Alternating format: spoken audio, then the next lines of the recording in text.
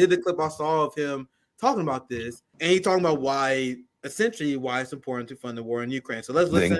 These are 3-minute clips. I'm sure there's going to be a lot to say about this. I'll let it speak for itself. Ukraine is the undercard. It's the undercard because the Chinese who are funding the Russian aggression against Ukraine are watching. And if we cut and run on Ukraine, the next fight is going to be in Taiwan. And there, it's not going to be us just supplying weapons. It's going to be American men and women who are going to be sent 3/4 of the way around the world to fight there. And they're going to. Why is he saying we like this nigga going?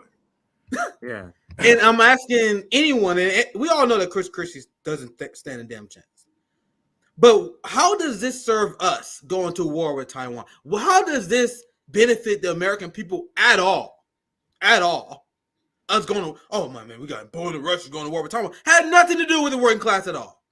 Y'all motherfuckers are playing Call of Duty. The ruling class play Call of Duty. I love video games, right? This shit is just a board game to them. You guys know they had these strategy games on the PC that a lot of people like to play because you move the chess pieces around. It's recreational. Yeah. That is what the ruling class. That's how they view war. It's recreational. It's a way for them to get glory. I remember I watched a documentary a long time ago how they explained during the age of nonstop European war, like Napoleon.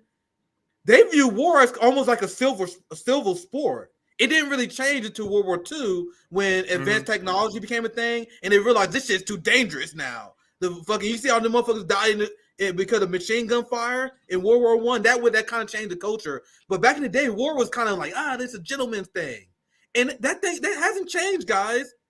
Like when you hear Christie talking about Taiwan military chess pieces, and I hear this all the time. It's a Napoleon-like game for them. Who's good at playing chess? Who's good at playing this war strategy game? And they care so little about the proletariat that they wanted to sacrifice our lives for these games. That's literally the psychology behind it. Because they know, to Rome's point, they know they ain't fighting this shit. The kids not fighting this shit. We're gonna be the soldiers that die in this war. But let's continue. This plant Christie, and I've explained this before. The Republican field is made up of two kinds of people. Why should I say three? There's Donald Trump and Ron DeSantis. There's Donald Trump, Ron DeSantis. Then there are people who are media plants, like Christie. Yes. Mike Pence, CJ, I don't know if you saw this, hilarious. Mike Pence may not make the debates. Mike Pence may not make the debate, so he's one of the other media plants. These people don't care about winning. They're here to write a book later and get a ton of media attention and liberal credibility. That's what Christie's here. Then the other side of the field, like the Viveks, these are people who they run to be Trump cabinet. Like there's no way anyone believe they're doing anything else other than that. Anyway, let me continue the video. Why the hell they even speaking to Christie is beyond me. He literally a less credible candidate than Marianne Williamson. Yeah, he is. He is. You guys know how much it takes for me to say that? Like literally, Marianne Williamson is a more credible challenger to Biden than Donald Trump, and that says a fucking lot, guys. Yeah. Do you guys agree? I think that's fair. Anyway, let's continue. They have to fight there not only to protect the freedom of Taiwan, but for those who don't care about that, be practical. 2/3 of the world's semiconductors are produced in Taiwan.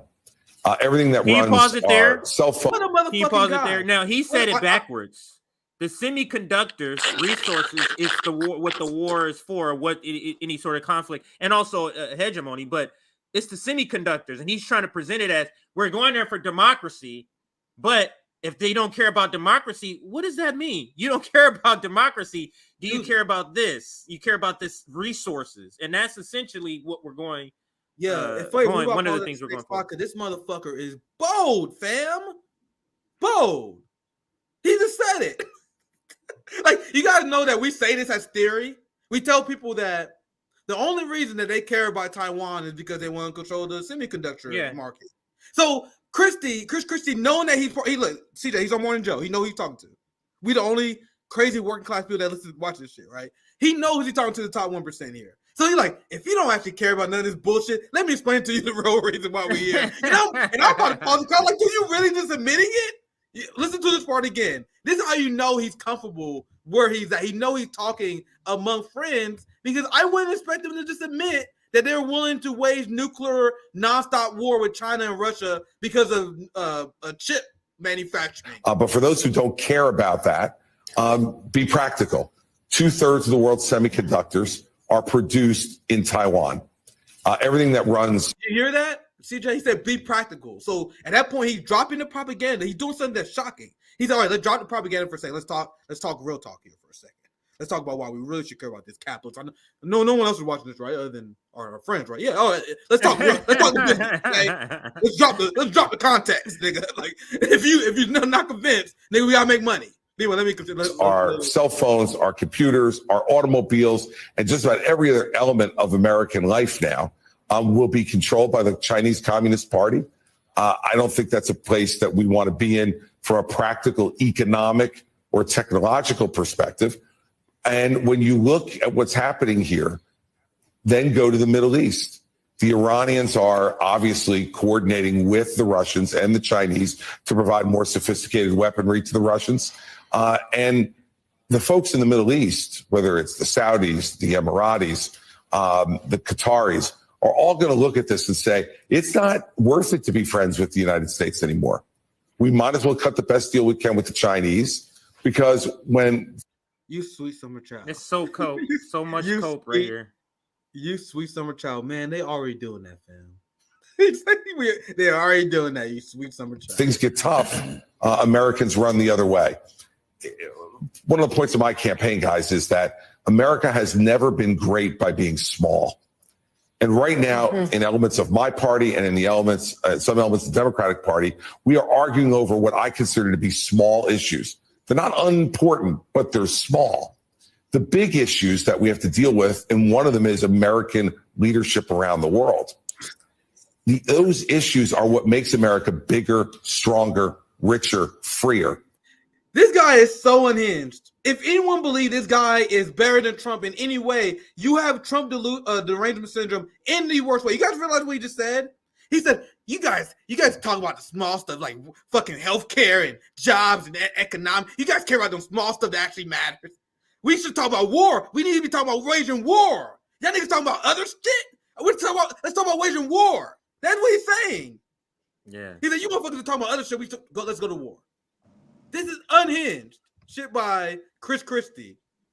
You guys are talking about infrastructure. Y'all niggas are talking about minimum wages. Nigga, we need to be talking about going to war with China. That's what he just said there. And every time, going all the way back to 1776, the Civil War, World War II, and the Cold War, ending in the Reagan era, when we had presidents who said, we're going to make some sacrifices and we're going to go big, we always came out on top. Oh, yeah, this motherfucker. Presidents who waged war and talking about them in glamored fashion. He said, we need to bring America back. Look at all the wars. Let's do more war. Like, they brought on an extremist on their TV. This is an extremist of the highest fashion. Had a country after the revolution. We had a united country free of slavery after the Civil War. Right. We protected a free Europe and a free rest of the world and became the leader of the world after the World War II. And Reagan, in 9 years, took down the Berlin Wall, and in 10 years, eliminated the Soviet Union from the face of the earth. That's the kind of thing we should be doing. And the Ukraine fight, Joe, is the undercard. If we do it right, there won't be another fight. Agree. If we do it wrong, I completely agree. Not going to be good. So basically, his campaign is, look, I'm going to be that president to send your kids off to war. I'm going to be that president to do that, and you guys going to love me for it. Like, what the fuck is this dude?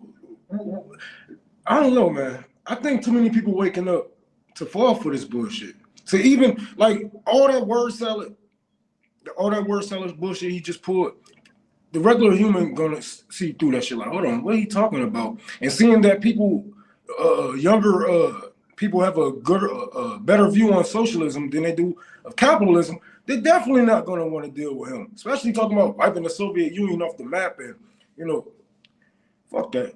These people are fucking evil. Yeah, that's that 3 minute spill by Christie is one of the most unhinged things you're gonna hear in politics. making an impassionate plea for us to engage in never-ending war against nuclear powers. And we should forego what he said are the small things in order to do that. You guys are worried about the fucking. Yeah, you can't afford to put the food on your table. You're talking about small things. You're talking We about gotta keep our grip around the world. Small things. Like I heard And that. you- And that's how I. Do you guys interpret it the same way? That's how I interpreted what he said. And you I have to ask your question. ahead. You have to ask the question, and we can end here, and then we can go to the next thing. We have, Victoria Newland, and I know we got a Rokana story. But the last thing I'll say on this, and we can wrap, is that you have to ask yourself, and you alluded to this earlier, Nick, to your point, why is Chris Christie here saying this? Yep. Didn't I when Chris Christie entered the race, I said Chris Christie is a media plant. He's here to say, here's a candidate that's saying everything that the cable news and print media is saying. See, so we're not crazy. He's a candidate. Yeah, exactly.